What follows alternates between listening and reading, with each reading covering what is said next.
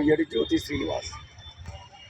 ఆరుబయట నులక మంచంపై పడుకొని ఆకాశంలో సందమామను చూస్తూ చుక్కల్ని లెక్కిస్తూ చింత చెట్టు కింద నిద్రిస్తే పూల జల్లులుగా కురిసినట్టు తెల్లారి పక్క నిండా రాలిన సింతాకులు నేనినంత ప్రేమగా నిమిరినట్లు మండిన ఎండాకాలంలో రాత్రులు వీచిన చల్లని గాలులు తెల్లారినా లేపక మంచాన్ని జరిపి అలుకు చల్లిన నానమ్మ అమ్మల అనురాగ పిలుపులు, సుప్రభాతపు మేలు కొలుపులు, రాతిరేల నానమ్మ చెప్పిన రమ్యమైన కథలు, శెలక దగ్గరికి తాత భుజాలపై కూర్చొని ఎక్కి వెళ్ళిన గుర్తులు, ఎన్నెల రాత్రి సేను వద్ద మంచపై పడుకొని వినీలాకాశంలోని సందమామను తారా తోరణాన్ని తిలకించిన అద్భుత గడియలు, ఎండిన చెత్త వేసి వేరుశనక్కాయలు కాల్చి ఆఖరి గింజ వరకు ఒలుచుకొని తిన్న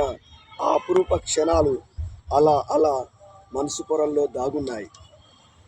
చేపలు పట్టడానికి గాలం ఎర్రలను తీసుకొని కుంటల చుట్టూ బావుల చుట్టూ తిరుగుతూ ఈతకు కుచ్చిన చేపలు విలువైన హారంలా భావిస్తూ విజయగర్వంతో ఇంటికి వెళ్ళిన వైనం.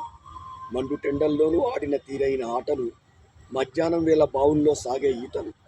మండుటెండల్లోనూ ఆడిన తీరైన ఆటలు, మధ్యాహ్నం వేళ బావుల్లో సాగే ఈతలు, కాలాన్ని మరిసి మురిసి చూసిన సింధు భాగవతాలు, తోలుబొమ్మలాటలు బుర్రకథలు హరికథలు.